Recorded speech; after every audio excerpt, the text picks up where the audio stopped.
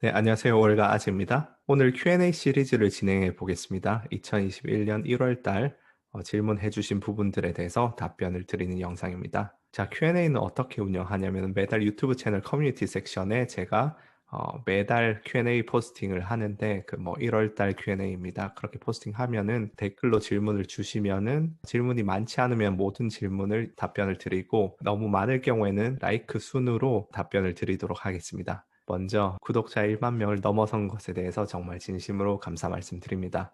아울러 제가 사과 말씀을 좀 드릴 게 있습니다. 선행편 17편에서 그 포르노 중독에 대한 그런 영상을 올렸었는데 그런 연구 결과에 대해서 그로 인해서 이제 많은 분들이 이걸 어떻게 끊냐 뭐 그런 말씀을 하시면서 제가 본의 아니게 20대, 30대 남성분들께 고통을 드린 것 같습니다. 그래서 죄송합니다.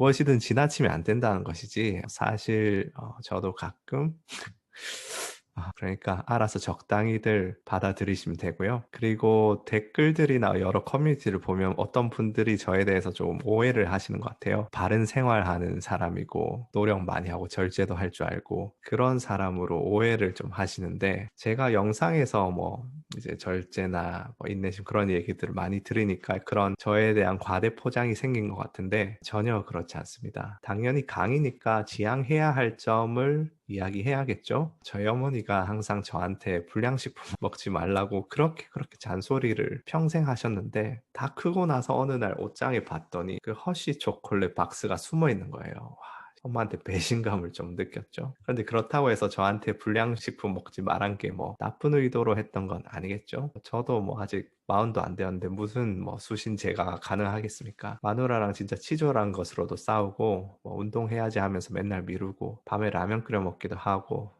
뭐 웅딩이 긁으면서 롤 승급전 하느라 영상 업로드 늦기도 하고 뭐 그렇습니다. 그러니까 강의에서 뭐 절제를 강조하고 그런 것들은 저를 포함해서 우리 모두가 그렇게 해보자 그런 것이지 저는 이미 막 그런 것들을 다 통달해서 부처님 수준이라서 누굴 가르치고 뭐 그런 건 아니라고 이해해 주시길 바라겠습니다. 자, 그럼 질문들을 한번 보겠습니다. 뜬금없지만 월가아재님의 정치관에 대해 궁금하네요. 아마 제가 그 일간 베스트에 대해서 영상 올린 것 때문에 궁금하신 것 같은데, 뭐 제가 궁금한 것은 여러분이 제가 좌파면 더 좋아하시겠습니까? 아니면은 우파면 뭐 더 싫어하시겠습니까? 참 정치란 것이 이상하게도 사람들을 흥분시키는 것 같아요. 그래도 질문을 하셨으니까 답변을 드릴 것인데 저는 엄청나게 보수적인 친구들도 많고 골수 좌파인 친구들도 많아요. 그래서 정치관은 그 사람의 일부분일 뿐이고 항상 그게 바뀌는 거니까 여러분도 열린 마음으로 받아들여 주셨으면 좋겠습니다. 저는 20대, 30대 거치면서 좀 왔다 갔다 했는데 본질적으로는 보수였고 지금도 좀 보수에 가깝지 않나 해요. 그런데 이제 딸을 낳으면서 생각이 진보 쪽으로 좀 많이 생각하게 됐고 제가 어쨌든 미국에서 외국인으로 살아가는 게 이민자로서 주변인으로서 소수자로서 살아가는 것이거든요. 그래서 막 저는 인종차별도 겪고 하면서 막 트럼프 되게 싫어하고 미국에서 민주당 쪽으로 좀 마음이 기울더라고요. 그런데 어느 날은 그런 생각이 든 거죠. 아니, 문득 정신을 차려보니 제가 한국 정치를 바라보는 관점은 보수인데 미국 정치를 바라보는 관점은 진보인 거예요. 이게 결국은 나는 내 정치관이 생각과 가치관에 따라간다 생각했는데 정신을 차려보니 그 저변에는 무의식적으로 나에게 이득이 되는 쪽으로 정치관이 편향되고 있던 게 아닌가. 어쨌든 한국 사회에서는 해외 유학파, 남성 그런 주류니까 보수 쪽이고 미국 사회에선 유색인종 이민자로서 비주류니까 진보 쪽으로 마음이 쏠리는 게 아닐까. 뭐 그런 생각도 했고 그래서 솔직히 말씀드리면 잘 모르겠어요. 예전에는 그런 보수의 합리성이 좋았는데 그 합리성이란 것도 범위를 어떻게 잡느냐에 따라서 많이 달라지는 것 같고 사회 체제에 대해서도 뭐 예를 들어서 4차 산업혁명이 일어나면서 점점 잉여 노동력이 많아지면서 종국적으로는 보편적 기본소득제로 가야 한다는 생각을 하는데 사실 거의 뭐 공산주의적인 생각이잖아요. 그래서 본질적으로는 보수 우파인데 살아가면서 겹겹이 그런 막 좌파적인 생각들이 섞이고 있다. 그게 제 상태예요. 속 시원한 대답은 아니지만 그게 솔직한 제 답변이고 그런데 제가 예나 지금이나 한결같은 생각은 두 가지예요. 첫 번째는 정치는 결국 이권을 분배하는 기능을 하기 때문에 우리 사회에서 가장 더러운 부분이다. 왜 국가나 사회를 막론하고 가장 더러운 곳이 정치계일까 생각해 보면 이권을 분배하는 곳이기 때문에 집으로 따지면 화장실 변기 같은 곳이죠. 반드시 필요하지만 주기적으로 청소해 줘야 하는 곳. 그래서 어떤 정권이든 간에 지나친 힘을 가지고 장기 집권하면 썩기 마련이다. 그러니까 좌우를 막론하고 가장 최선은 계속해서 정권을 갈아주는 것이다. 그런 생각을 하고요. 그리고 두 번째로 제가 예나 지금이나 한결같이 싫어하는 것은 포퓰리즘. 가머니설과 요설로 대중을 선동하려는 인간들. 그런 사람들은 싫어합니다. 그게 제 답변이고요. 어떻게 인생 플랜을 정립해 나가신 건지 알고 싶어요. 저는 초등학교 때부터 방학 계획 짜고 처음에 몇 주 놀다가 중반쯤에 가서 못 지켰으니까 나머지는 두 배로 해야겠다 계획도 짜고 또 한 2주, 일주일 남았을 때 막판 스퍼트 하자 계획 짜고 항상 3번 계획 짜고 못 지키고 또 학기 시작하면 또 학기 중에 3번 계획 짜고 못 지키고 그거를 엄청나게 계속 반복했죠. 그러다 보니까 계획 짜는데 도사가 됐습니다. 그래서 이제 계획은 시행착오를 겪으면서 계속 연습을 해왔고, 뭐, 그건 사실 많은 분들이 비슷하시겠죠? 그러다가 이제 고등학교 시절에, 그때 생각한 게, 내가 앞으로 이제 어떤 걸 이루고 싶고, 그런데 인생 계획을 블로그에 게시하면은 내가 친구들도 보고 하니까 이제 쪽팔려서라도 이루지 않을까. 그렇게 해서 만들고 운영한 블로그가 이제 한 20년 정도 되거든요. 그래서 그렇게 하면서 저는 블로그에서 글도 많이 쓰고 그런 계획도 계속 수정하고 하면서 좀 많이 도움을 받았던 것 같고 결국은 블로그라고 하지만 일기겠죠. 본인의 일기를 쓰는 거.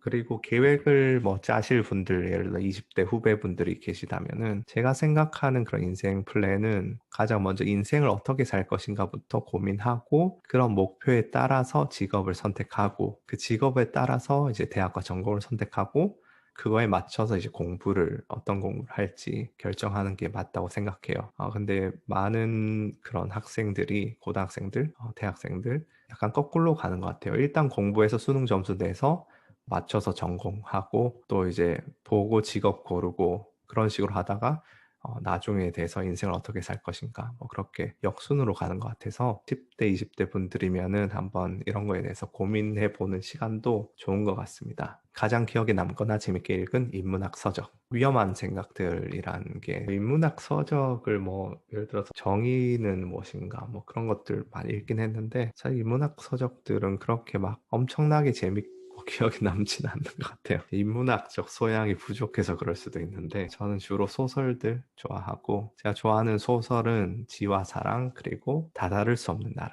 이거 되게 좋아합니다. 한번 꼭 읽어보시고요. 데이터 과학자를 진로로 삼고 공부하는 학생입니다. 조금 더 구체적으로 어떤 일을 하는지 궁금합니다. 지금 이제 하는 일은 주로 어떤 새로운 데이터에서 부가가치를 창출하는 역할인데 전통적인 데이터, 금융 데이터죠. 그런 금융 데이터로 어떤 새로운 아이디어나 새로운 모델링, 특히 요새 뭐 기계학습, 딥러닝 이런 것들을 적용해서 뭐 새로운 분석을 하든지 새로운 데이터 그런 것들을 만들어내는 일, 혹은 기존에 쓰지 않던 대안 데이터, 예를 들어서 웹 트래픽 데이터, 위성 데이터, 날씨 데이터, 아니면 요새 뭐 게임스탑 사태 같은 경우에는 레딧 게시글에서 뭐 센티먼트 모델 하든지 그래서 그런 것에 모델링 하거나 분석해서 또 가치 창출하는 것을 약간 주 업무로 삼고 있고요. 기타 업무로는 뭐 데이터 과학 관련해서 각종 컨설팅 프로젝트 사내 다른 부서들에 이제 컨설팅 좀 해주고 또 데이터 과학 관련한 교육 프로그램 운영하고 있고요. 물론 제가 이거 뭐 다 하는 건 아니고 참여하고 있다는 거죠. 저희 팀이. 대략적으로 그런 업무들을 하고 뭐 어떤 프로젝트들이 있는지는 아직 뭐 대회비 같은 것도 있고 해가지고 다 말씀을 못 드릴 것 같고 그리고 전 지금 회사가 이제 캔쇼라는 핀테크 스타트업을 인수하기 전에는 원래는 캔쇼에 있었거든요. 그래서 캔쇼가 하는 일은 좀 더 인공지능이라고 불리는 것들에 좀 가깝고 좀 더 들으면 재밌으실 건데 캔쇼에 대한 얘기는 제가 뭐 컴플라이언스 같은 것들 좀 확인해 보고 얘기해도 되는지 확인해 보고 나중에 한번 영상 가능하면은 찍어 보도록 하고요. 데이터 과학 진로에 대해서 영상 나중에 한번 정리해서 올리려고 해요. 어쨌든 지금 학생분들이나 데이터 과학에 관심 있는 분들이 많기 때문에 근데 지금 짤막하게 조언을 드리자면은 데이터 과학은 결국은 수단이라서 그거 자체를 목표로 하시지 말고 도메인 전문 지식과 함께 쌓는 것이 굉장히 중요하다고 생각해요. 왜냐하면은 뭐 아마존이니 구글이니 마이크로소프트니 그런 IT 빅테크 기업들의 앞으로 차세대 그런 주력 산업이 결국은 클라우드 컴퓨팅이거든요. 클라우드에서 AWS나 그런 것들이 매출 소스이기 때문에 걔네들이 이런 곳에 그런 머신러닝이나 데이터 과학 관련한 분석 툴들을 굉장히 데이터 과학에 대해서 잘 모르는 사람들도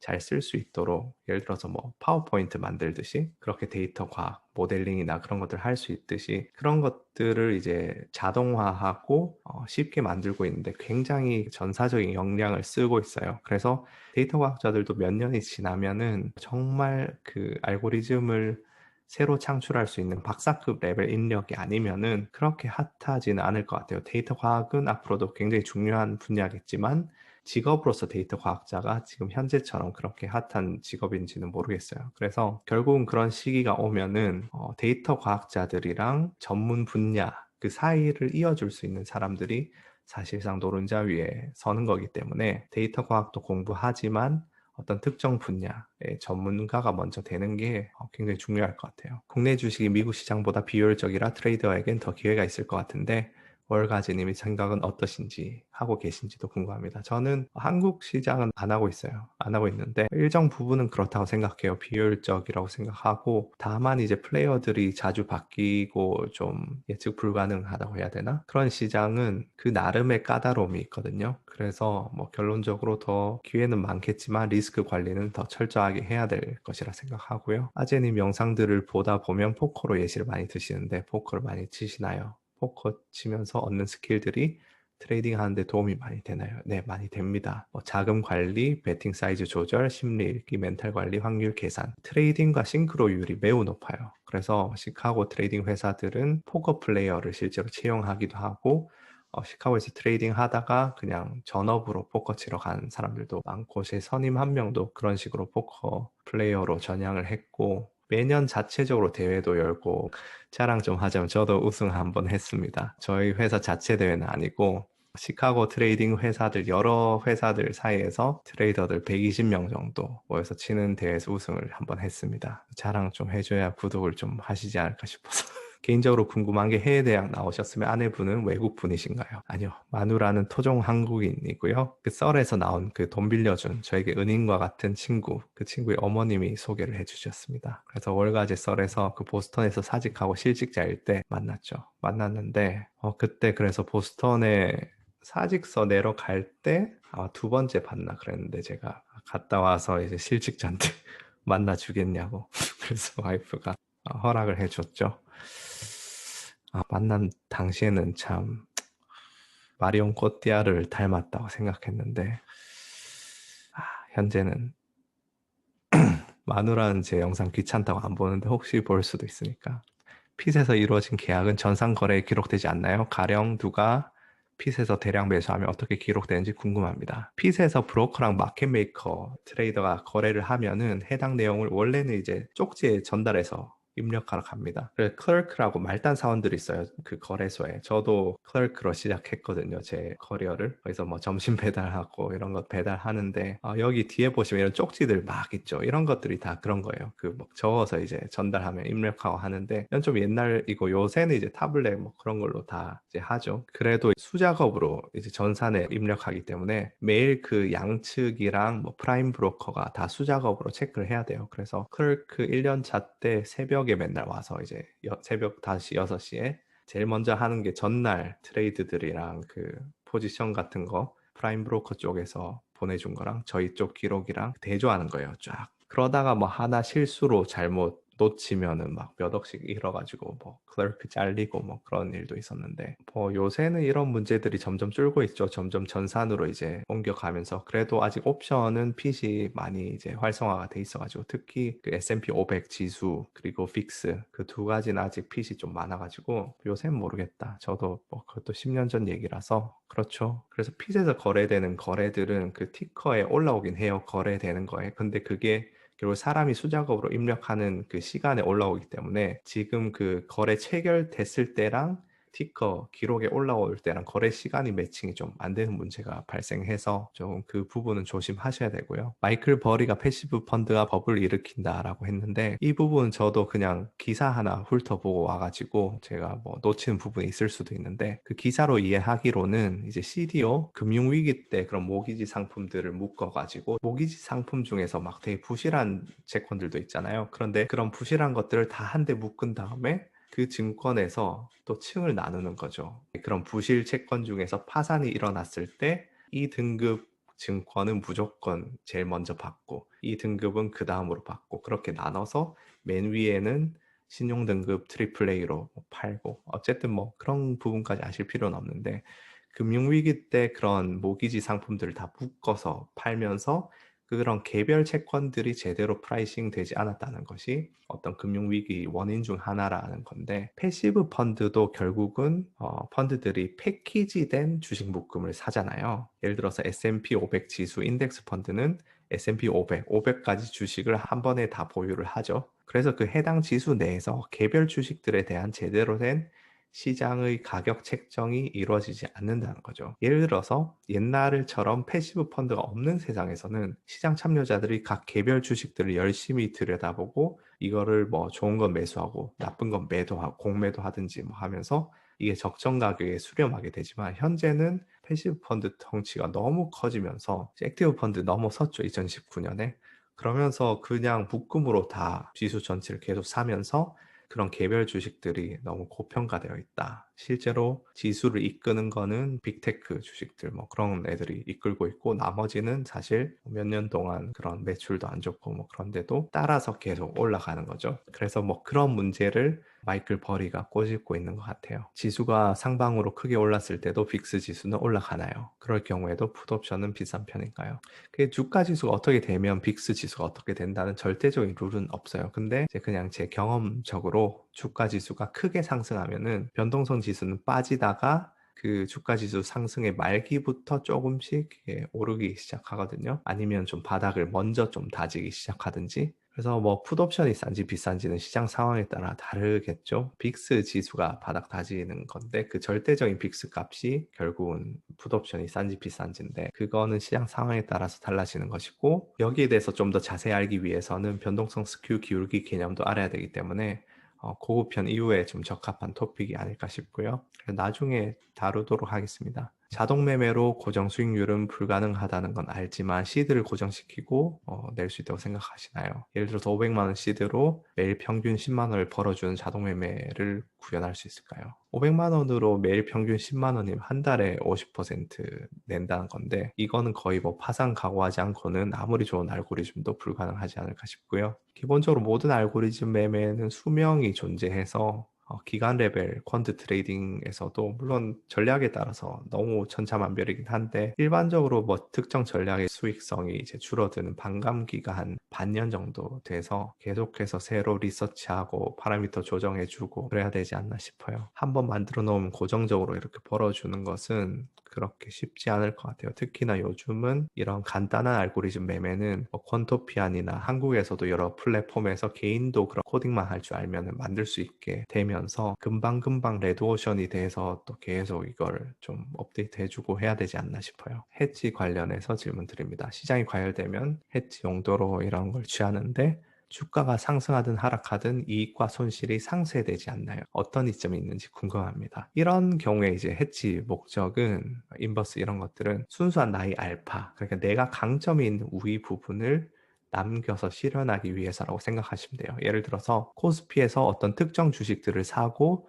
코스피 지수 자체의 인버스 ETF나 주가 지수 선물 숏을 잡는 것은 하락장에서 전체 시장에 비해서 내가 고른 주식들이 상대적으로 덜 하락하면은 돈을 여전히 벌게 되겠죠. 그래서 내가 이 주식을 선택하는 것에 정말 내가 우위가 있고 잘 선택을 할 수 있다면 코스피 지수보다 더 많이 오르고 떨어질 땐 덜 떨어지겠죠. 그래서 전체 시장을 해지해 준다는 게 이런 효과도 있고요. 또 변동성 지수 매수하는 거는 이렇게 생각하시면 돼요. 변동성 지수가 폭등할 때는 주가 지수가 폭락할 때 폭등을 하죠. 근데 주가 지수 3,500일 때 3,000짜리 풋옵션을 사든지 하면은 주가 지수가 4,000, 5,000을 갔다고 해요. 5,000 갔다가 4,000, 3,500으로 폭락을 하면은 풋옵션 그런 건 손실이겠죠? 결국은 주가 지수가 많이 오를수록 훨씬 더 많이 떨어져야지 그 해지 포지션이 이득을 보겠죠. 근데 변동성 지수는 3,500일 때 변동성 지수를 매수해도 주가 지수 4,000, 5,000 갔다가 그 높은 상태에서 상대적으로 급락할 때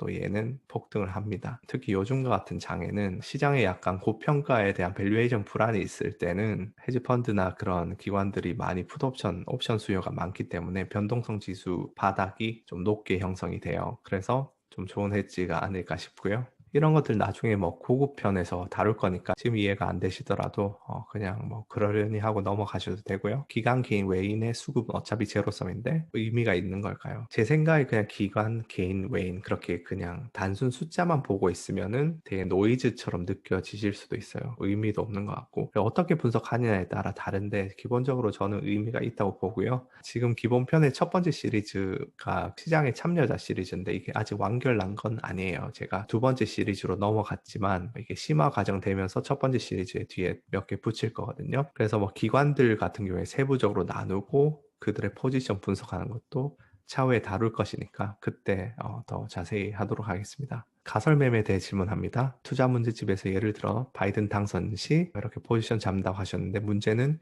뉴스가 나온 직후 진입을 하면은 너무 이렇게 확 이미 가버리기 때문에 거래를 못 하겠습니다. 미리 알고 있는 게 아니라면은 가설 매매가 효용이 있는지 궁금합니다. 이런 경우에는 진입 시점이 결국 뉴스가 되기 때문에 그렇게 될 수밖에 없는데 이런 경우는 결국 리스크 리턴을 어떻게 조정할 것인가 뉴스 전에 진입해서 하이 리스크 하이 리턴을 노릴 것인지 아니면은 보고 진입해서 조금 리스크랑 리턴을 둘 다 낮출 것인지 이런 문제를 고민해야 되는데 뭐 항공주, 언택트주 그런 거를 예를 든 이유는 개념을 설명하기 편해서 그랬던 거고 애초에 뉴스를 기점으로 이렇게 극단적인 희비가 엇갈린 매매는 그렇게 좋은 매매라고 볼 수는 없어요. 물론 리스크를 조정해서 자금 규모를 좀 줄여서 하면은 어떻게 잘 포트폴리오에 들어갈 수도 있는데 예를 들어서 바이든이 당선되면 대박, 트럼프가 당선되면 쪽박인 매매는 결코 좋은 매매라고 하긴 좀 힘들어요. 그게 아니라 분석을 통해서 바이든이 당선되면 한 중박 정도 치고 트럼프가 당선되면 소액 정도 손실인 그런 가성비가 좋은 기회들을 좀 더 찾아야겠죠. 다가오는 미래에 문돌이 출신이 가야 할 방향은 어딜까요? 프로그래밍 이런 거는 현실적으로 쉽지 않은 것 같습니다. 저는 그래도 아직 30대 초반 이하라면 지금이라도 어느 정도 기초 통계와 데이터 분석 역량을 기르는 것을 추천드립니다. 미래는 진짜 영어와 같은 필수적인 역량이 될 것이기 때문에 저도 문과 출신으로 데이터 과학 쪽으로 넘어왔지만 저도 커리어 5, 6년 할 때는 계속 제 눈앞에서 그런 이공계 출신들이 트레이딩계도 장악하는 걸 보면서도 그 생각을 안 했어요. 엄두를 못 냈다고 해야 되나? 내가 경영대 나와가지고 통계 부전공 하긴 했는데 수업 뭐 4개 듣고 C 받고 뭐 그랬으니까 수학 미적분도 제대로 안 했는데 어떻게 내가 뭐 데이터 과학을 하겠어? 그런 생각 때문에 계속 차일피일 미루다가 30대 초반 중반 돼서 데이터 과학에 겨우 꾸역꾸역 했죠. 근데 많이들 착각하시는 게 고등학교랑 학부 때야 뭐 그게 약간 학점도 따야 되고 그 반에서도 잘해야 되고 시험도 잘 봐야 되고 그게 굉장히 중요하기 때문에 남들보다 내가 잘할 그 전공을 선택하는 게 중요하죠. 근데 실제로 이제 업무상으로 할 때는 그렇게 공부를 할 때 타임보다 잘하는 거에 대해서 별로 의미가 없는 것 같아요. 그냥 내가 그걸 이해하느냐, 남들보다 시험 못 보고 남들보다 늦게 이해하더라도 어려워 보여도 차근차근 정말 시간을 더 오래 들여서 하나하나 스텝 밟아가고 좋은 그런 공부 자료가 있으면은 느리지만 그래 이해를 할 수 있거든요. 어느 정도는. 물론 막 엄청나게 막 어려운 다차원 선형 대수 쓰는 머신러닝 알고리즘을 이해하기는 좀 힘들겠지만 그래도 업무상 필요한 그런 통계랑 데이터 분석 정도는 좀 천천히 자기 페이스에 맞게 해도 되거든요. 어쨌든 아시겠죠? 공부를 좀 하시기 바랍니다. 근데 그쪽을 공부할 마음이 없다면 선행편 8편에서 설명드린 그런 사람의 우위, 적은 데이터 상에서 논리적인 추론을 하는 방법을 통해서 투자에서의 우위를 확보할 수 있지 않을까 싶어요. 실제로 코로나 사태가 터진 2020년에 그 대다수의 유명 헤지펀드들이 큰 손실을 냈죠. 왜냐하면 코로나 사태는 데이터상 없는 데이터이기 때문에 힘든 거죠. 이것도 비슷한 질문인데 바둑에서도 인공지능이 이기고 범용 인공지능이 출현할 것으로 일론 머스크도 예상하는 것 같던데 그게 출현하면은 시장에서 인공지능이 없는 개인이랑 단체들은 일말의 초과 수익도 얻지 못하는 세상이 올지 궁금하네요. 아직까지 저는 인공지능의 문제는 방대한 데이터량을 필요로 하는 것이라 생각하고요. 알파고도 실도 엄청난 데이터랑 학습 데이터 뭐 수천 개의 다른 CPU, GPU로 엄청나게 수만 년의 그런 게임을 해서 겨우 이겼죠. 전 개인적으로 2020년대는 힘들다고 생각을 하는데 데이터량의 문제를 해결하기 위해서 뭐 비지도 학습이나 뭐 메타러닝 등이 연구되고 있는데 걸음마 단계거든요, 아직은. 근데 만약에 정말 범용 인공지능이 출현한다면은 제 생각에 주식시장 걱정할 문제는 아닌 것 같아요, 이미. 근본적으로 저희의 존재 자체를 걱정해야 되기 때문에 그때가 되면은 딱히 주식시장 걱정하지 않지 않을까 싶고요. 승률을 우선시해야 되나요? 아니면 RRR을 고려한 승률을 우선시해야 하나요? 예를 들어 대선 당시 여론조사 기관 들려서 들어간다고 하면 승률은 낮겠지만 리턴이 크잖아요. 전 승률이 낮다고 무조건 리턴이 큰 것은 아니라 생각해요. 일단 그 말씀을 드리고 제너럴한 문제에서는 결국은 기대값을 고려해야죠. 승률이 낮은 매매 방식일수록 그런 한 번 딸 때 많이 따는 이길 때 따는 게 지는 거에 비해서 훨씬 많아야 되는데 결국은 둘 다 고려해서 기대값을 고려해야 되고요. 심리적으로는 근데 승률이 지나치게 낮아질수록 힘들어진다고 생각해요. 가끔 이길 때 오래 버텨서 많이 먹어야 되거든요. 예를 들어서 푸드 옵션 사는 매매 그게 약간 승률이 낮은데 한 번 이길 때 확 터지는 건데 그 확 터질 때 나머지 그 수없이 진 것들을 다 상쇄할 정도로 버티면서 크게 먹어야 되는데 그게 심리적으로 좀 힘들어요. 한국 증시는 북한 때문에 소위 코리아 디스카운트 있다라는 얘기를 하는데 실제로 해외 투자자들이 그렇게 생각을 하는지 궁금합니다. 주류 언론들은 얘기를 안 하겠지만 한국 증시가 저평가된 가장 큰 이유는 재벌들의 기형적인 지분 구조 때문이죠. 수익을 낸 것으로 주주 이익을 위해 배당을 해주는 것이 아니라 엉뚱한 곳에 투자하거나 자신의 아들한테 물려주려고 막 일부러 주가 떨어뜨려서 그 상속세 낮게 만들고 그런 짓을 하니까 미국에 비해서 절대로 주주 친화적인 시장이 아니라 생각해요. 미국은 자사주 매입도 많이 하고 주주이익 극대화를 안 하면 이사에서 저기 CEO도 자르고 그렇게 하는데 그에 비해서 한국은 완전 기형적인 그런 지배 구조가 많죠. 그러면서 무슨 막 요새 방송에 나와서 미국처럼 뭐 그렇게 해야 된다는 거는 조금 눈 가리고 아웅하는 게 아닐까 싶어요. 절대로 북한 때문에 그런 거 아닙니다. 물론 한 가지 요소일 수는 있겠죠. 그 외에는 뭐 성장성에 문제가 있죠. 원천 기술 확보하고 있는 일본이랑 뭐 추격하고 있는 중국, 대만에 비해서 앞으로 솔직히 성장성 있는 그런 것이 좀 보이지 않으니까 주식들도 왜 그 가치주에 비해서 성장주 이런 것들은 PER 같은 게 높잖아요. 그런 거랑 비슷한 거죠. 한국에 대해서 이제 어느 정도 성숙한 시장이고 그 정도로 성장성 매력이 없으니까 그렇지 않나 싶습니다. 슈카월드님 방송에서 뭐 신입들이 롱숏으로 먹는 게 힘들어서 어쨌든 트레이딩 훈련, 심리 훈련 어떻게 하는지 이런 질문인데 일단 슈카님 링크에서 설명하는 것은 뇌동 매매 그러니까 스텝이 꼬여서 샀는데 내리고 팔았는데 오르고 그런 거에 대해서 이제 슈카님이 설명을 하시는데 이유가 엄청 많아요. 내동매매 왜 하는지는. 근데 지금 그냥 딱 제가 생각나는 거 두 가지 말씀드리면은 트레이딩을 할 마음은 앞서는데 트레이딩 하지 않을 용기와 인내심은 없기 때문에 뭔가라도 잡고 지금 사야 되고 손이 계속 나가니까 스텝이 꼬이는 게 아닐까 싶고요. 제대로 된 진입청산 기준이 없이 도박을 하고 있기 때문에 그래서 스텝 꼬이면은 가장 먼저 본인의 진입청산 저변에 깔린 가설들을 재점검할 필요가 있습니다. 그래서 뭐 심리적으로 어떻게 훈련하느냐 의지력이란 것은 저는 허상이라 생각해요. 본인의 의지력을 믿으시면 안 됩니다. 내가 그 상황에 가면은 뭐 손절할 수 있겠지. 그런 걸 믿으시면 안 되고요. 시스템을 만드셔야 돼요. 예를 들어서 3일 연속 이르면 일주일간 매매를 하지 않도록 만들어 놓는다든지 아니면은 뭐 선물 같은 거 고레버리지로 하는 분들은 아예 계좌에 손실 가능 액수만 넣어 놓는다든지 저는 어떤 식으로 좀 관리하냐면은 뭐 예를 들어서 옵션 같은 걸로 하면은 이론적으로 이럴 수 있는 게 정해져 있으니까 딱히 손절할 필요가 없거든요. 그냥 만기 까지 그냥 버린다 생각하고 버릴 수 있는 돈으로 옵션 포지션들 구축하고 그러는데, 모의와 소액의 차이에 대해서 질문 주셨는데, 모의 투자는 별로 저는 의미가 없다고 생각해서 진짜 뭐 트레이딩 하시고 싶으시면 소액으로 하시는 게 낫지 않나 싶고요. 확률상 옵션 매도가 수익도 좋을 것 같은데 왜 옵션 매도는 좋은 투자법이 아닌가요? 손절을 잘하기만 하면 괜찮은 거 아닌가요? 네, 장기적으로 옵션 매수보다 옵션 매도가 확률적으로 우위를 가지는 건 맞습니다. 근데 옵션 매도는 테일 리스크가 존재해요. 가끔씩 한번 엄청나게 손실이 나는 거. 그리고 생각보다 이제 들어가는 자금이 많아가지고 기회비용까지 따지면은 그렇게 가성비 좋은 매매라고 보긴 힘들다고 생각하고요. 손절을 잘하기만 하면 당연히 뭐 좋겠지만 그건 다른 전략들도 손절 잘하면 마찬가지고요. 옵션 매도 같은 경우에는 꾸준히 여러 차례 이기다가 한 번 손실 날 때 손절하더라도 여러 번 이익을 다 날리기 때문에 그걸 반복하면서 수익을 쌓아 나가야 되거든요. 그래서 그거 나름대로 좀 멘탈적으로 힘들기도 해요. 승률이 너무 한쪽으로 치우쳐서 그런 것들은 심리적으로 좀 힘든 부분들이 있어요. 굳이 옵션 매도를 하고 싶으시면은 버티컬 스프레드라고 비싼 옵션 이제 옵션 매도하시면은 좀 더 훨씬 외과에 있는 거를 매수를 해서 무한 손실을 막는 것, 그거를 좀 추천드리겠습니다. 그래서 이상으로 1월달 Q&A 한번 제가 다뤄봤습니다. 제가 모든 질문을 다루진 못해가지고 어떤 질문들은 댓글로 달거나 지금 기본편에서 나가는 진도가 필요한 질문들은 또 2월 달에 다루도록 하겠습니다. 다시 한번 말씀드리지만 제가 모든 영상에 막 여기저기 질문을 해주시면 제가 그때 그 질문 댓글을 보고 시간이 있을 때는 바로 거기다가 질문 답변을 해드리는데 다 할 수는 없으니까 제가 이번 2월 달도 2월 Q&A 포스팅이라고 제가 커뮤니티 채널에 올려둘 테니까 2월 달에 궁금하신 것들은 거기 달아주시면 제가 훨씬 더 오늘처럼 자세하게 다룰 수 있고 다른 분들도 그런 질문들을 보면서 좀 도움이 되시지 않을까 싶습니다. 감사합니다.